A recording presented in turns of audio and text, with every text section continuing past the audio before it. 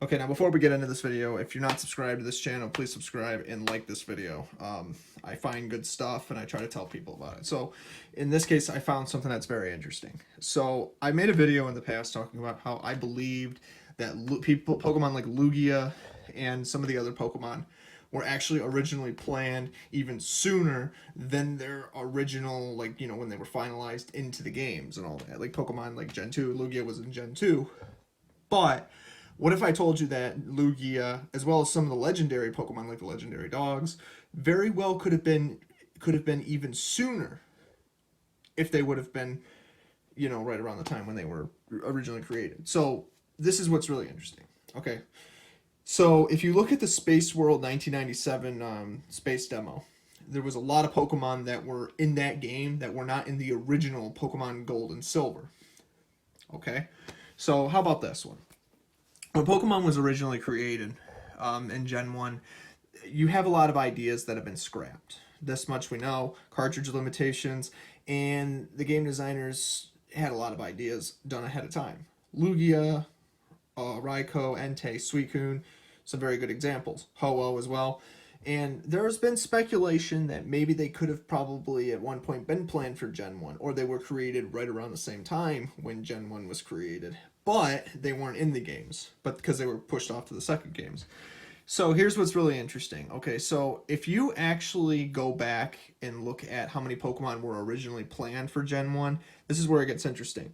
So there was originally supposed to be at least 200 Pokemon. I know I said 191, but that's what we know of so far. But there was originally supposed to be 200 Pokemon-ish in the Gen 1, but they agreed on 190. Well, it would have been 191 if they would have kept Mew and Omega.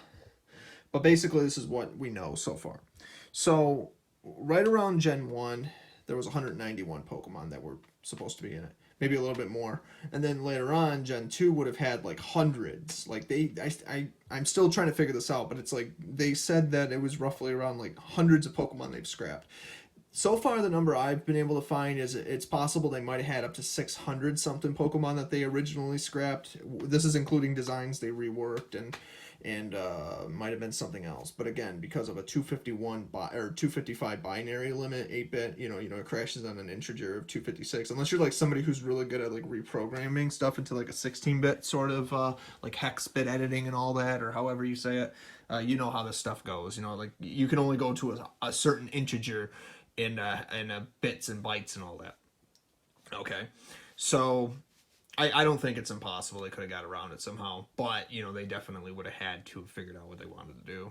Again, cartridge limitations, and Satoru Iwata actually came along and wrote a compression algorithm for Gen 2, so they were able to put it in.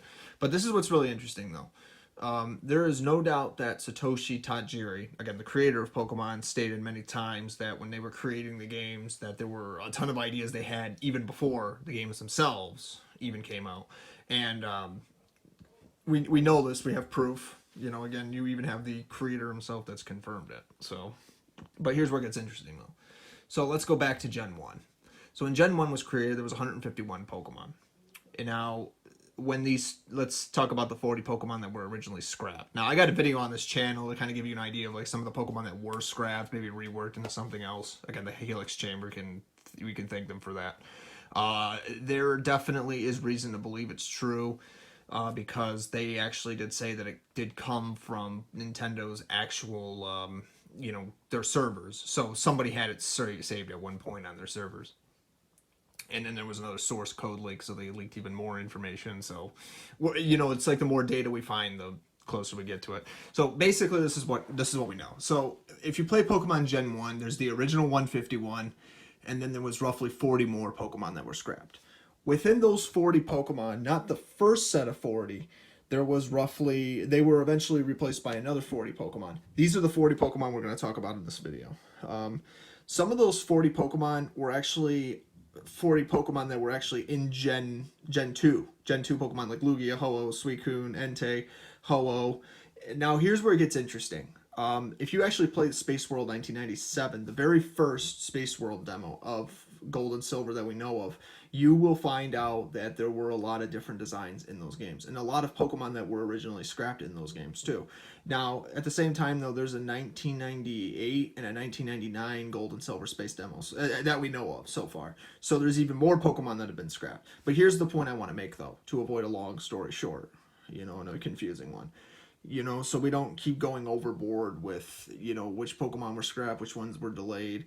You basically would have the idea that they had a ton of ideas ahead of time before they implemented certain ones, and they kept certain ones due to popularity. Because I can only begin to imagine how many hours they must have spent on this already. This is already like mind-blowing how they... Because Pokemon itself was a series that had already been created for the longest time.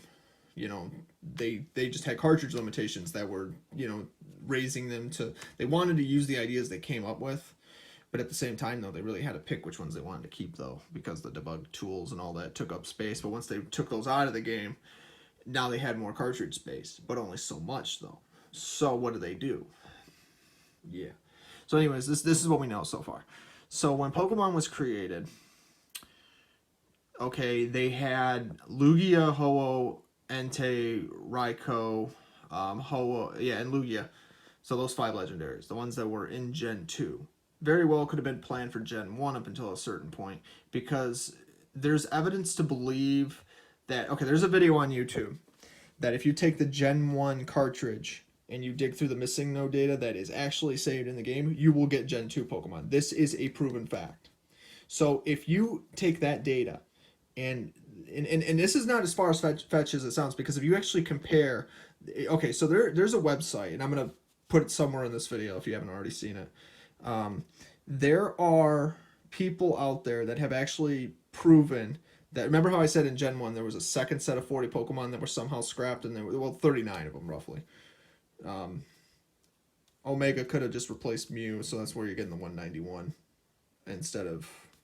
Because if you don't know, Omega was originally supposed to be a Pokemon that was just like a Silph like robot and all that, and it was actually used by Techno Jack, which was where you would originally get the card key from in the Silph. And so anyways, this is what happens though. So this is what we know. So if in those 39 Pokemon that were originally planned, not the first 39 that they took out, and then they were down to 151, and then they put in another 39, let's say. So it's possible that, Lugia was in Gen 1 because it was supposed to be in it's actually in Gen 1's data even before the games came out. So, Gen 1 came out before Gen 2, obviously, in 1990, even in Japan. So if you dig around in Pokemon Green and Blue's data, the green, red, and yellow, and Blue's data, even though yellow came out a little bit later, you would actually be surprised that you could find the data, and you could even find even more Gen 2 Pokemon's data in those games that would otherwise lead to the glitches and all that. So the missing no data was actually, if you caught it, you could transfer it. It was actually like the rest of the Gen 2 Pokemon that were finalized in Pokemon Gold and Silver that they eventually finally did. Because, Pokemon was originally made on like the same physics engine and all that. So and they used like the same developer tools and all that for the Game Boy ones before they started jumping into Gen 3 and all that. And, you really see that it was just like an existing project that just kept getting built, and then they saved it, and, and then they released it. Like a 1.0, a 1.1, a 1.2 version, and then you get the idea. You see what I'm saying. Hence, like Pokemon Yellow, doing the missing no glitch, you actually had to use the you either had to use Game Shark, or you actually had to use the Mew glitch in order to manipulate that. But so anyways, but this proves, though, that these Pokemon were actually in the games even sooner before they actually originally finalized. And I mean, it makes sense. Pokemon like Lugia, for example, was originally could have been for Gen 1, or even if you remember, because it's funny, because if you actually compare the list of the Pokemon, the index number is the 191, and then you compare the Space World 1997, the very first build of Gold and Silver that we know of, most of those Pokemon that were supposed to be in Gen 1, the Gen 2 Pokemon that we have on record, were actually in Gen 2 Space World demo. And some of these Pokemon, Pokemon like Heracross and Lugia that I know of are missing. but it's very possible that, you know, they could have just been ideas that before they even, like again, tons of Pokemon that just, like, maybe they already had the names out, what they wanted to do with them, but they didn't really know what they wanted to do as far as, like, the artwork still existed probably, but, like, they might have just didn't have them programmed into the game yet at that time because they could only do so much. Like, again, like, if there was, like in Gen 2, if there was, like, 600 something Pokemon they had, for example, what are the other ones that were missing, you know, before they redesigned them? You know, like, what do we not know yet that maybe somebody has yet to find and surface on the internet? You know, it really gets you going when you think about it, because, you know, you really can see, like, how many ideas they must have scrapped, and we already know this for a fact. So it has to be true that, you know, if Lugia was missing from that list, but, like, most of those Pokemon were on that list, then yeah, I wouldn't be surprised that maybe Lugia was originally planned even sooner, but it would have been a little bit different, like, how its history would have been written. Like, you know, would Lugia have been the same legendary? What story elements would have been the same and different? And not only that, but I think we kind of can explain, because they did confirm that Lugia wasn't, like, at first, like, they were saying that Lugia wasn't meant to be in the games. That's why they wanted to give Lugia, like, its own story and everything, and then, like, introduce it into its own movie and all that, because, again, like, the movie 2000, for example. Yeah, you know, Lugia was introduced then, you know, surprise, here's a giant legendary Pokemon that has its own, you know, and I mean, it's a good idea. It was a good idea by Nintendo, or Game Freak. You know, they wanted to introduce it in, like, in a cynical way.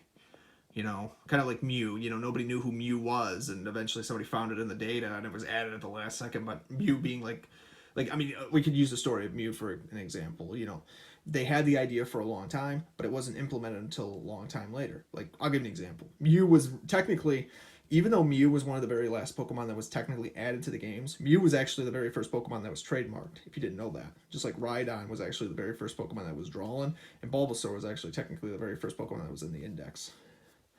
It's like, I mean, no, the national dexters, let me rephrase that. Like, Bulbasaur was the very first Pokemon in the Pokedex, but it wasn't the very first Pokemon drawn. Bulbasaur was like one of the very, I gotta remember where Bulbasaur went.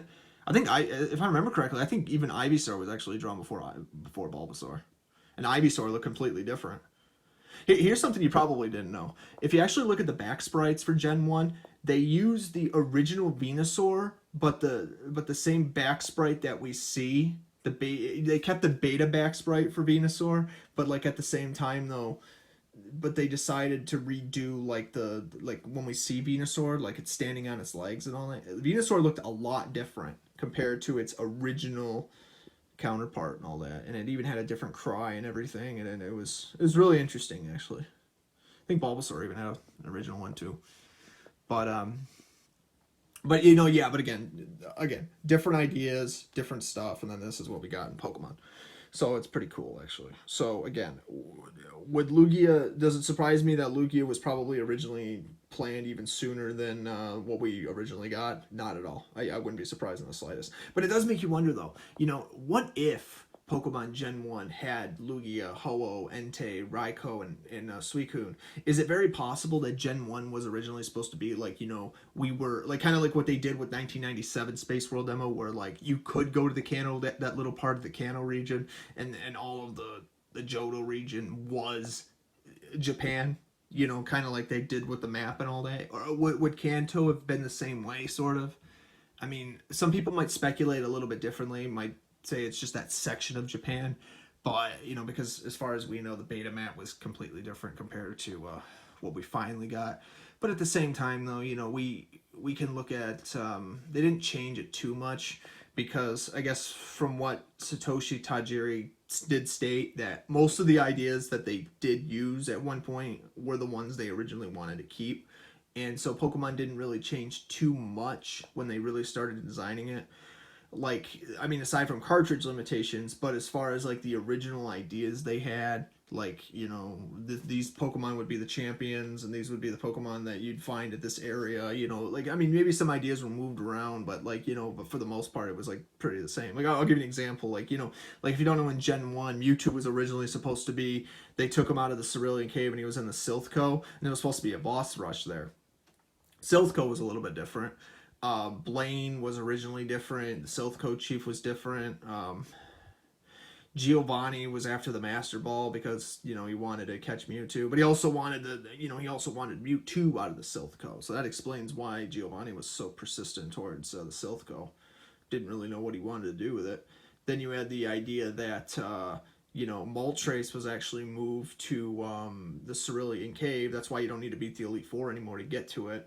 And there was the idea that Articuno, for example, its entire dungeon actually had another basement floor where Articuno reside, and that's where Blizzard and the TM Blizzard and I'm trying to think what the other one was found there instead of like in Cerulean Cave. Or not Cerulean Cave, inside of the Poke Mansion, the one that burned down where Mew and Mewtwo were actually originally. You had the journals and everything, and it's really cool actually. Like, you really see like how many ideas they had, like these prototype maps and all that they had, and you just don't like really know like what was in the final games because they cut them, and you really wonder like in a parallel universe, if they do exist, how much different the games would have been if they really wouldn't have ran out of cartridge space. Would the series still have been the same but with more content? It really does make you wonder. But then again, if they would have stopped, would they have still made Pokemon games? Because again, even the original creator of Lugia stated that after Gen 2, they were going to be done with it. But then they started saying, you know what, maybe we should really keep making more games because, people are into it and they seem to like doing it. So, I don't know. I think it's pretty cool what they, like, despite the fact that, nothing's perfect and people do make mistakes and people have their critics, like the old saying goes, everybody's a critic. It does make you wonder though, what Pokemon would have been like if they just would have kept going like they're doing now. Like, it does make you wonder if they would have just kept the ideas in the games and all that. Like, imagine if Gen 2 actually did have 600 something Pokemon, and you think about all those beta designs and everything, and you really wonder like how they would have managed that on a cartridge like that. That's nuts.